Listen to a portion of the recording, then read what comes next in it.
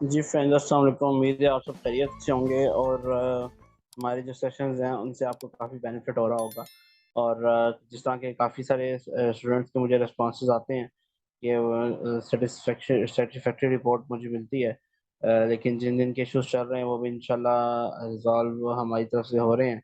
और अभी जो हमने मेन बेसिकली जो हमने जो बेसिस थी अमेज़न को करने के लिए, सेल करने के लिए, ईच एंड एवरीथिंग अपना देख लिया है और समझ लिए काफ़ी सारी चीज़ों को।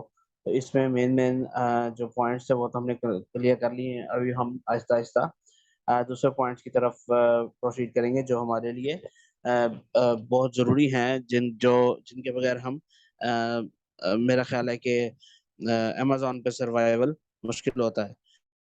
तो आज हम उस हवाले से बात करेंगे जिसके अंदर हमारी सबसे पहली बात होगी प्रोडक्ट सोर्सिंग के हवाले से। और सोर्सिंग का ये मकसद होता है कि हमने प्रोडक्ट सेल तो करनी है हमने, लेकिन कहाँ से लेके सेल करनी है, इस हवाले से आज हम कुछ बात करेंगे। और उनकी कोटेशन टाइप्स किस तरह की होती हैं, किस तरह से करना होता है, टर्म्स कंडीशंस क्या होनी चाहिए, मैक्सिमम मिनिमम, इन चीज़ों का हमने आज ख्याल रखना है।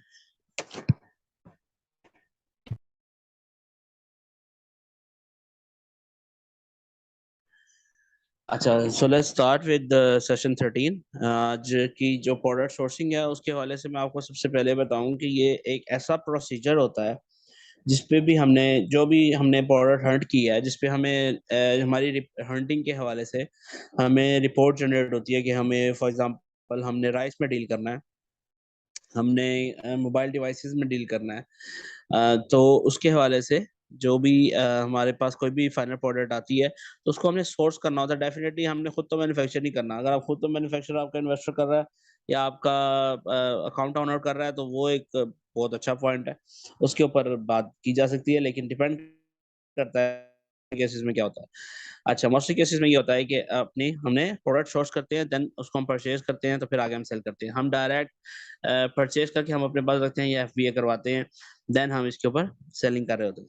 अच्छा, ड्रॉप शिपिंग की हम इस टाइम यहाँ बात नहीं करेंगे क्योंकि कल वो अलग टॉपिक है। डायरेक्ट आपने उठा के प्रोडक्ट को मैन्युफैक्चरर से आपने कस्टमर तक या अपने बिजनेस वेंडर तक, अपने कस्टमर तक पहुँचाना होता है। ठीक है? और दूसरा इस पे जो बेसिक बात है कि इस पे आपका अक्सर क्या क्वेरी आती है कि जी हम पाकिस्तानी मैन्युफैक्चरर से उठा सकते हैं। आप बिल्कुल उठा सकते हैं अपनी प्रोडक्ट्स, आपको किसी किस्म की कोई रोक नहीं है। लेकिन वो आपकी प्रोडक्ट की रिक्वायरमेंट क्या है और आपकी आपकी क्वालिटी क्या है, इन चीज़ों को मैटर करता है। तो आपने इन चीज़ों का बहुत ज़्यादा ख़्याल रखना है अपनी कभी भी सोर्स करते हुए। और दूसरा ये बेसिक पॉइंट के ऊपर ख़्याल रखना है कि आपने जो क्वालिटी है उसके ऊपर जो है आपने कॉम्प्रोमाइज़ नहीं करना, ठीक है? तो अगर आपकी प्रोडक्ट क्वालिटी आपके मैन्युफैक्चरर की बेहतरीन है, तो you can definitely make a deal with your Pakistani manufacturers, there is no issue at all. और इसके साथ ही थोड़ा-सा हम आपको डिजिटल के ऊपर बताएँ कि डिजिटल पे अल्हम्दुलिल्लाह काफ़ी सारी साइट्स हमें मिल जाती हैं जिसके ऊपर हम कर सकते हैं, डील कर सकते हैं। मोस्टली चाइना की होती है क्योंकि चाइना आपको पता है मार्केट में इन है काफ़ी। और हर कोई चाइना के नाम से वाकिफ़ है। तो उनके मैंने प्रोडक्ट्स के हवाले से भी वाकिफ़ है और बेसिक जो अलीबाबा का प्लेटफ़ॉर्म है इसके हवाले से भी सब जो सप्लायर हैं, जो सेलर हैं, वो इससे वाकिफ़ हैं। तो अलीबाबा बाकी तो ये आपके सामने लिस्ट हुए हुए हैं, लेकिन अलीबाबा का जो सोर्स है, वो उसके ऊपर हम कुछ डिस्क्राइब करेंगे। और उसपे हम देख लेते हैं कि हमें वो करने से पहले हमें अलीबाबा के साथ डील करने से पहले या उसके किसी सप्लायर के साथ डील करने से पहले हमें कुछ चीज़ें वेरीफ़ाई होना बहुत ज़रूरी होती हैं। उसमें से सबसे पहली चीज़ ये है कि वेरिफाइड सप्लायर बैच हो, क्योंकि account creation is not a big deal. कम से कम 3 सवा 3 लाख रुपए पाकिस्तानी कल-परसों के रेट के हिसाब से तकरीबन 15 अगस्त के साथ 2022 के हिसाब से तकरीबन 3,17,000 कुछ की पेमेंट बन रही थी अलीबाबा के अकाउंट की, ठीक है? पहले तो वो 14-15 दिन का कुछ ड्यूरेशन का वो फ्री ट्रायल देते हैं, देन उसके बाद आपको पेमेंट करनी होती है अपने बेसिक अकाउंट की। और ये बेसिक अकाउंट की ये फीस पाकिस्तानी डॉलर्स में जो है ये तकरीबन इतनी बन जाती है। तो उसके बाद फिर आपका जो भी आपका सप्लायर है, ये अकाउंट क्रिएशन की बात कर रहा हूँ बीच में मैं, कि जो भी अकाउंट क्रिएट करते हैं तो वो इतने पैसे देते हैं पाकिस्तानी अगर सप्लायर के तौर पे काम करें अलीबाबा पे। तो ये एक फ़ील्ड से टॉपिक से इर्रेलेवेंट है, लेकिन आपके नॉलेज से गुज़ारनी बहुत ज़रूरी थी कि अगर आप भी ऐसा कुछ करना चाहें तो you have to get practice about Alibaba और any of your source site. ठीक है? दूसरी चीज़ ये होनी चाहिए कि आपका जो फिर जब आप परचेज़ कर लेते हैं अकाउंट, तो आपका जो आप जो मतलब आपका जो सप्लायर है, वो वेरीफ़ाई हो जाता है। क्योंकि उसने परचेज़ अकाउंट लिया होता है तो डेफ़िनिटली अलीबाबा उसको वेरिफाइड लिस्ट में डालता है और उसकी सारी वेरिफ़िकेशन वगैरह करके और अच्छा जो वेंडर होता है वो आपके साथ लिंक करवाता है अलीबाबा। उसके बाद फिर ट्रेड एश्योरेंस होनी चाहिए, उसकी स्थितिजाती उसके मामलात किस तरह के हैं और रिस्पॉन्स रेट उसका कम 85-90% होना चाहिए। देन उसके बाद आपके पास उसका होना चाहिए कि वो 2 साल से ऊपर जो है ना अरसे में वो सेलिंग कर रहा हो। 2 साल से कम अरसे वाले को कभी आप रिकमेंड ना करें। बाकी ट्रस्ट बेस पे है सारी चीज़ें। आप देख सकते हैं, डिस्कस कर सकते हैं, डिपेंड करता है आपकी रिक्वायरमेंट के ऊपर। लेकिन ज़्यादा कोशिश ये करें कि कोई ऐसा कोई ऐसा सेलर आपके पास होना चाहिए जो कोई ऐसा सेलर आपके पास होना चाहिए जो कम से कम 2 साल से एक्टिव हो और आपके साथ काम कर रहा हो यहाँ पे, आपको सप्लाई दे रहा हो। और दूसरी चीज़ जो मोस्ट इम्पोर्टेंट है वो ये कि उसकी रेशो जो है उसकी डिलीवरी की वो 85-90% होनी चाहिए ताकि वो हमें डिलीवरी में भी डिस्टर्ब ना करे। और जो मोस्ट इम्पोर्टेंट बात है ये हमें अपने माइंड में रखनी है कि हमने अपनी अगर लोगो या पैकेजिंग करवानी हो, तो वो फैसिलिटी आपका जो सेलर है वो दे। उसके साथ ही फिर आपके पास आ जाती है कि लोगो और पैकेजिंग की फैसिलिटी के ऊपर जैसे मैंने अभी बात की है कि आपने अपने सेलर से पूछना है कि भाई ये जो चीज़ें हैं हमें हम अपना लोगो करवाएँ तो हमें कोई इश्यू तो नहीं होगा? आप करके देंगे या नहीं करके देंगे? और उसके लिए कोई सेपरेट चार्जेज़, हिडन चार्जेज़ किसी किस्म के हों तो आप हमें पहले इन्फॉर्म करेंगे। ठीक है? तो ये चीज़ें जो हैं कुछ आपने अपने साथ रखनी भी हैं और उनसे पूछनी भी हैं। और डिलीवरी ड्यूरेशन भी आपको पता होना चाहिए कितने अरसे में आपको डिलीवर होगा और कितने अरसे में आप उसको आगे फिर एफपीए या एफवीएम जो भी आपकी रिक्वायरमेंट है आप उसको फुलफिल कैसे करेंगे। इस चीज़ का बहुत ज़्यादा ख़्याल रखिए कि डिलीवरी के ऊपर आपने मार्जिन अपना रखना है लाज़मी। अगर वो आपको 7 दिन कह रहा है तो आपने कम से कम कस्टमर को 3 दिन 4 दिन ऐड करके आपने उसको रखना है ताकि आपके पास मार्जिन हो इस चीज़ का कि आपकी जो है शिपमेंट वो डिले में ना जाए क्योंकि जो आपका प्रॉमिस टाइम है उसकी ड्यूरेशन और साइज़ और प्रोडक्ट के हवाले से कि कितना साइज़ होगा, फिर उसकी प्रोडक्ट का कितना साइज़ होगा और उसकी पैकिंग का कितना साइज़ होगा। फिर उसके बाद आपने जो शिपमेंट करानी है, फ्रेट करानी है, फ्रेट फॉरवर्ड करवानी है आपने, उसके ऊपर भी आपको कैलकुलेशंस वगैरह करने के लिए डायमेंशंस और वेट की ज़रूरत पड़ेगी।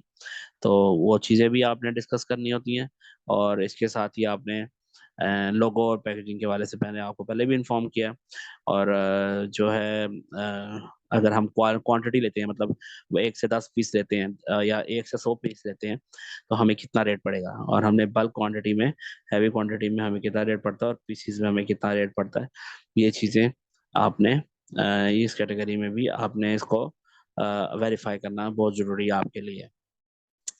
अच्छा, इसके साथ ही कुछ एक छोटा-सा टेम्पलेट यहाँ पे बना हुआ है जो आपके पास स्क्रीन पे दिख रहा होगा कि अगर आप अपने कस्टमर से कॉन्टैक्ट करते हैं तो बेसिक आपने क्या रिक्वायरमेंट देनी होती है अपनी और क्या कुछ आपने उससे पूछना होता है। ठीक है? तो ये एक छोटा-सा है एक पैराग्राफ टाइप एक कस्टम डिफाइंड है। आप अपने मुताबिक भी आप इसको एडजस्ट कर सकते हैं कम्युनिकेशन टाइप में। ये उनके लिए है जो जो बेहतर समझते हों कि हमने जो है हम कॉन्टैक्ट किस तरह करेंगे, बात किस तरह करेंगे। तो उस हवाले से आपकी ये कम्युनिकेशन पॉइंट के हवाले से ये आपको मदद देगा। अच्छा, इस पे अब फॉर एग्ज़ाम्पल हम बात करते हैं कि हमने जो है टॉय, किसी टॉय की हम बात करते हैं कि हमने जो टॉय है वो खरीदना है, और जो खरीदना है हमने बल्क क्वांटिटी में खरीदना है, तो उस पे 2-3 कैटेगरीज होती हैं, डीडीपी होती है, एफओबी और ईएक्सडब्ल्यू की होती है, एक्सचेंज वे। तो ये चीज़ें जो हैं ये आपको जो रेट मिलता है वो किस टाइप का मिलता है। आपका जो सर्विस अपना वेंडर है, जो जो आपका सप्लायर है, वो आपको किस कैटेगरी में आपको रेट देता है।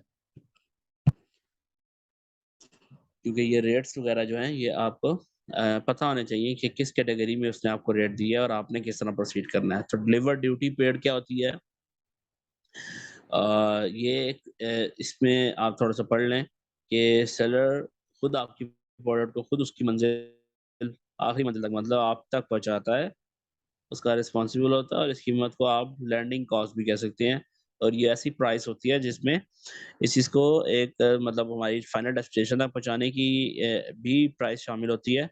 और देखिए इस चीज़ को बनाने से लेकर अमेज़न तक मिली तक, मतलब आपने एफबीए करवानी है, जो कुछ भी करवाना है, वो सारा मामला जो है वो इसी के अंदर शामिल होता है, वो होती है डीडीपी और लैंडिंग कॉस्ट, इसमें आप देखते हैं।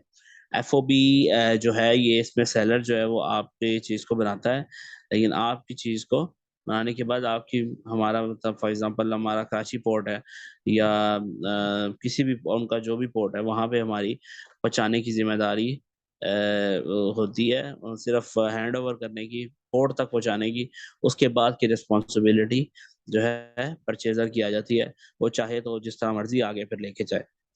ठीक है। एक्स वर्क में ये चीज़ होती है कि आपका बनाने वाला जो है रेडी जो करता है प्रोडक्ट को, वो इसको लेके चलता है, अपने स्टोरेज रूम में रख देता है, या अगर आपने इसको लेके जाना है किसी जगह पे, आपका कोई आगे बायर है, मतलब आप बायर हैं और आपका कोई वेंडर है, सेलर है जो आपको सेल कर रहा है, तो एक्स वर्क के मुताबिक वो आपको सेल कर रहा है, तो उसमें आपने वहाँ से उसके सोर्स से खुद उठानी है, उससे आपने उसकी फैक्ट्री से खुद उठानी है।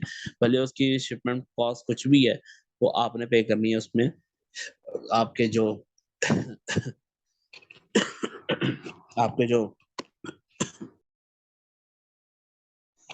आपकी जो सप्लायर है उसकी कोई रिस्पॉन्सिबिलिटी नहीं है, वो अपने मेन एंट्रेंस तक जो है वो फैक्ट्री के गेट तक जो है वो आपको सर्विस दे रहा है। अच्छा, अब हमने कुछ प्रोडक्ट्स को अगर हमने डील करना है, तो हमें उसकी क्वालिटी एश्योरेंस के हवाले से ही पता होना चाहिए। हमने उसकी क्वालिटी ट्रेड वगैरह किस तरह करनी है, हमने उसकी एनालिसिस किस तरह करवाना है। तो कीमा डॉट कॉम जो है चाइना की वेबसाइट है, जो कि $150-200 जो आपसे चार्ज करती है। ये डिपेंड करता है, ये चीज़ें कुछ हैं, ये आपको प्रैक्टिस करने से, और टाइम टेकिंग है। इसके ऊपर मज़ीद हम डिस्क्राइब तो कर सकते हैं। हाँ, इन केस अगर कोई इश्यू आता है वो करने में, हम उसको रेक्टिफ़ाई तो ज़रूर कर सकते हैं, आपको गाइड ज़रूर कर सकते हैं। लेकिन डिपेंड्स ऑन योर प्रैक्टिस कि आप इनको प्रैक्टिस करें, आप इनसे कॉन्टैक्ट करें, और अगर आपके फिर भी इश्यूज़ रिज़ॉल्व ना हो, तो then we are here for you.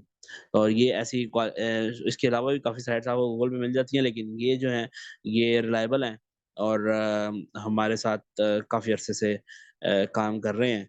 और हमने एक दफ़ा ही अभी तक अपनी सोर्स करवाई है प्रोडक्ट को, एश्योर करवाई है, लेकिन उसका ये बेनिफिट हुआ कि हमारा जो कस्टमर है, वो हमारे से राज़ी है, ठीक है? और अगर हमारा कस्टमर राज़ी है, तो डेफ़िनिटली हमारा अमेज़न हमारे साथ हैप्पी है। अगर आपका कस्टमर आपसे नाराज़ है, तो डेफ़िनिटली आपका अमेज़न का अकाउंट भी आपसे नाराज़ हो जाएगा, और अमेज़न खुद भी आपसे नाराज़ हो जाएगा। तो आपने आजकल की न्यूज़ तो आपने सुन ली होंगी, तो उस हवाले से इन चीज़ों का बहुत ज़्यादा ख़्याल रखें। ये कुछ चंद पॉइंट्स हैं जो बहुत ज़रूरी है बताना। और फ्रेट फॉरवर्ड क्या चीज़ होती है? ये फ्रेट जो होती है, ये एक ऐसी कंपनी समझ लें जो सहूलत फराहम करती है कि आप उन चीज़ों को एक मुल्क से दूसरे मुल्क जा सकते हैं। मतलब आप अपनी शिप के थ्रू आप करवा सकते हैं, ठीक है? तो इसको हम जो शिप के थ्रू होती हैं उसको तो हम कार्गो कहते हैं, और जो गाड़ी के थ्रू होती हैं उसको हम शिपमेंट कहते हैं। ठीक है? इस चीज़ का भी आपको डिफ़रेंस मालूम होना चाहिए कि शिपमेंट और कार्गो में क्या फ़र्क है। तो फ्रेट फॉरवर्ड जो होती है, ये आपकी कार्गो सर्विस होती है, जो आपको दूसरे ममालिक में लेके जाती है। तकरीबन ये डिपेंड करता है, ये एयरवेज़ पे भी हो सकती है, और आपके सीवेज़ पे भी, वाटरवेज़ पे भी हो सकती है। और अब हमारे किसी कुछ क्वेश्चन्स हों, तो आप काइंडली मुझे एसआरईसी पे मेल कर दीजिएगा। आज के सेशन पे हम क्वेश्चन आंसर्स जो हैं, वो स्किप करेंगे। और इसके साथ ही अब हम आप सबसे ये रिक्वेस्ट करते हैं कि सब जो है जो ये सेशन रिकॉर्डिंग में सुन रहे हैं, तो 17 अगस्त का जो सेशन है उसके ऊपर सब जो है वो जो है उसके ऊपर लॉग इन करें अपने सेशन को, और जो प्रैक्टिस वर्क है हम वो स्टार्ट करना चाह रहे हैं। तो हमारी रिक्वेस्ट और ख्वाहिश यही है कि हम जो है बाकी एडवर्टाइज़मेंट और ये सारी के साथ-साथ हम इसके ऊपर अभी प्रैक्टिस वर्क भी स्टार्ट करें, ताकि जिसके इश्यूज़ आ रहे हैं, तकरीबन 2 से 3 बच्चे ऐसे हैं जिनके काफ़ी सारे इश्यूज़ थे, उनको तो कुछ को सॉल्व कर दिया हुआ है। लेकिन जिन्होंने अभी तक प्रैक्टिस ही स्टार्ट नहीं की, तो वो बेशक लाइव सेशन में कर लें हमारे साथ प्रैक्टिस, तो वो अपने हम उनको स्क्रीन शेयर भी करवा देंगे। तो उसके ऊपर जो है आपका कोई भी अगर इश्यू आता है तो डेफ़िनिटली हम उसको रेक्टिफ़ाई करेंगे। ठीक है? सब अपना बहुत सारा ख़्याल रखिएगा, प्रैक्टिस को ऐसे ही दिलो-जान से करते रहिए और अमेज़न पे अर्निंग करते रहिए। बहुत शुक्रिया, सब अपना बहुत ख़्याल रखें। अस्सलाम वालेकुम रहमतुल्लाह।